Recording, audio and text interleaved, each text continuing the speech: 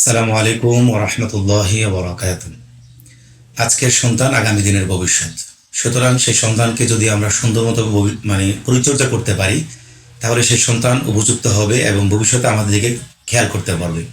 একইভাবে যারা আজকে আমরা পরিণত বয়সে আছি, একটা সময় যাওয়ার পরে আমরা বৃদ্ধ হব।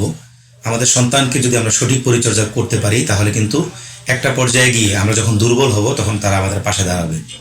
এই জন্য অনেক মা বাবাই আছে যারা সন্তানের অধিকারগুলো ঠিকমতো আদায় করেন না, সন্তানের কেয়ার ঠিকমতো নেন না, যার কারণে পরিশেষে বৃদ্ধ বয়সে মা বাবাকে বৃদ্ধাশ্রমে গিয়ে থাকতে হয়। এই জন্য আমরা সন্তানের কিছু হক আছে, সেগুলো আমরা আজকে জানবো এবং ধারাবাহিকভাবে সেই হকগুলো পালন করার চেষ্টা করব। নাম্বার 1 হচ্ছে যে সন্তান দুনিয়াতে আসার পর ছেলে হোক বা মেয়ে হোক, আল্লাহ তাআলা দরবারে শুকরিয়া আদায় করা।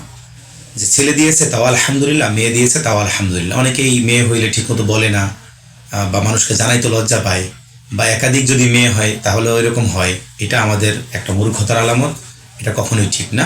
আল্লাহ রাব্বুল আলামিন ছেলেদের বা মেয়েদের সর্বাবস্থায় মহান আল্লাহ রাব্বুল আলামিনের দরবারে শুকরিয়া আদায় করা উচিত। দ্বিতীয় কথা হচ্ছে, সন্তান ভূমিষ্ঠ হওয়ার পর পর তার ডান কানে আজান এবং বাম কানে একামত দেওয়া চাই। ছেলে হোক মেয়ে হোক, উভয় অবস্থাতেই আজানের ব্যবস্থাটা করা উচিত। আর আজানটা সন্তানের বাবা, তারপরে সন্তানের ভাই, বড় ভাই থাকলে, এরপরে হচ্ছে দাদা, নানা, এরকম কেউ একজন দিলে বেশি ভালো। আমরা অনেক সময় আজানও দিতে পারি না, যার কারণে হুজুর আলাদা করে নিয়ে আসি। নিজের সন্তানের জন্য নিজে আজান দেওয়াটাই সবচেয়ে বেটার। তো এই কাজটা আমরা করব। এরপরে যখন সন্তানের বয়স মোটামুটি 7 দিনের হবে, 7ম দিনে কিছু কাজ করতে হবে। এক হচ্ছে যে সন্তানের মাথা হলক করে চুলগুলো ফেলে দিতে হবে, তার আকিকা দিতে হবে এবং সুন্দর দেখে একটা নাম রাখতে হবে। আমাদের এই চ্যানেলে নামের এই পর্যন্ত 2-3টা ভিডিও দেওয়া হয়েছে, আপনারা সেখান থেকে নাম পছন্দ করতে পারেন। তো এইভাবে 3 নম্বর কাজ হচ্ছে সন্তানের জন্য সুন্দর একটা নাম রাখা। 4 নম্বর বিষয় হচ্ছে মাথা হলক করে তার চুলগুলো ফেলে দেওয়ার ব্যবস্থা করা। এটাও আলাদা একটা দায়িত্ব মা বাবার, কারণ সন্তান তখন ছোট থাকে, এই কাজগুলো চাইলেও সন্তান করতে পারে না। এটা মা বাবা হিসাবে মা বাবাকে এই কাজগুলো করতে হবে। 5 নম্বর বিষয় হচ্ছে ছেলে হোক মেয়ে হোক, প্রত্যেকটা সন্তানকেই টানা 2 বছর পর্যন্ত মায়ের বুকের দুধ পান করানোর ব্যবস্থা করা। এখনকার মায়েরা নিজেদেরকে ফিটনেস রাখার জন্য আরও বিভিন্ন কারণে তারা সন্তানদেরকে দুধ খাওয়াতে নারাজ হয়, বা অনেকেই খাওয়ান না। তাদেরকে এক্সট্রা সাপ্লিমেন্ট হিসেবে অন্যান্য দুধ বা ল্যাকটোজেন ইত্যাদি খাওয়ানোর চেষ্টা করেন। এতে আসলে বাচ্চার পর্যাপ্ত পুষ্টিগুণ হয় না, এবং মা বাবার, বিশেষ করে মায়ের সাথে যে সন্তানের একটা সম্পর্ক, মহব্বতের সম্পর্ক, এই জিনিসটাও কিন্তু আসলে ওইভাবে তৈরি হয় না। এই জন্য মা বাবার প্রতি সন্তানের ভালোবাসা কম হয়, মার প্রতি সন্তানের যত্ন কম থাকে। হ্যাঁ, তো সন্তানের সাথে যদি মা বাবার ভালো একটা সম্পর্ক বিল্ড আপ করতে হয়, তাহলে এই বিষয়গুলো কিন্তু খেয়াল করতে হবে যে ছোটবেলা থেকেই তাদের যেই দুগ্ধপানের যে সময়টা, এই সময় যেন তারা এটা পায়, এটা নিশ্চিত করতে হবে। আর একটা বিষয় হচ্ছে, সন্তান একটু যখন বড় হবে, তখন সন্তানকে দ্বীনি শিক্ষার ব্যবস্থা করতে হবে। তার হাতে কোরআন তুলে দিতে হবে। কোরআন শিক্ষা হলো আগে, তারপর হচ্ছে অন্যান্য শিক্ষা।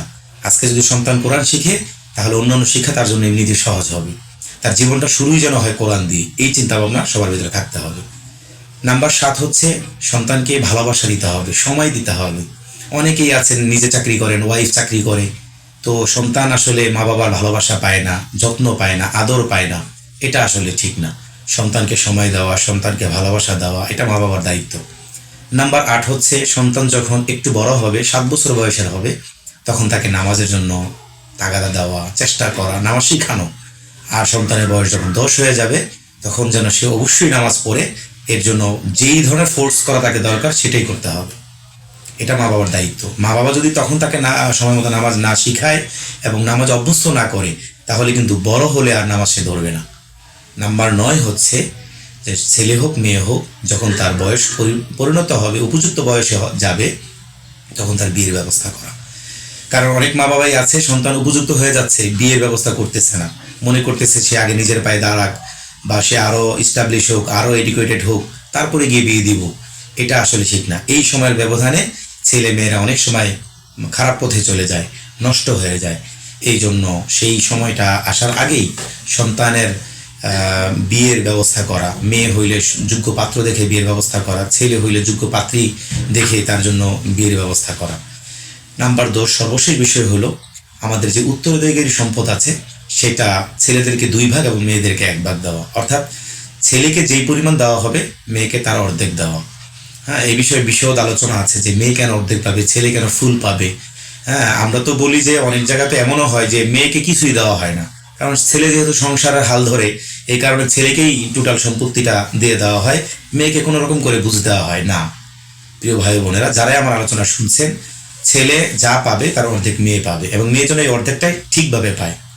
মেয়ে অর্ধেক পাইলেও তার অর্ধেকটাই থেকে যায়, কারণ মেয়ে যখন কোনো বাবার ঘরে থাকে তখন কিন্তু বাবা মেয়ের টোটাল খরচটা ব্যয় করে। একইভাবে মেয়ের যখন বিয়ে হয়, সে শ্বশুরালয়ে যায়, তখন তার হাজবেন্ড কিন্তু তার সকল খরচ ব্যয় করে। তাহলে দিন শেষে দেখা যাচ্ছে মেয়ে যে সম্পদ পায় এই সম্পদ 10 বছর পরেও তার কাছে অতটুকুই থাকে, আর ছেলে যে সম্পদ পায় এই সম্পদ তার স্ত্রী, তার সন্তান, তার মা, তার অন্য আত্মীয় স্বজনের জন্য ব্যয় করতে হয়। এই জন্য বাহ্যিকভাবে যদিও দেখা যাচ্ছে যে ছেলেকে বেশি দেওয়া হচ্ছে, মেয়েকে কম দেওয়া হচ্ছে, কিন্তু এটাই সঠিক বিচার এবং এটাই সঠিক নিয়ম। আল্লাহ রাব্বুল আলামিন আমাদেরকে এই সন্তানের যে দায়িত্বগুলো আছে মা বাবা হিসাবে পুঙ্খানুপুঙ্খানুভাবে পালন করার তৌফিক দান করুক। আমিন। ওয়া মা তাওফিক ইল্লা বিল্লাহ।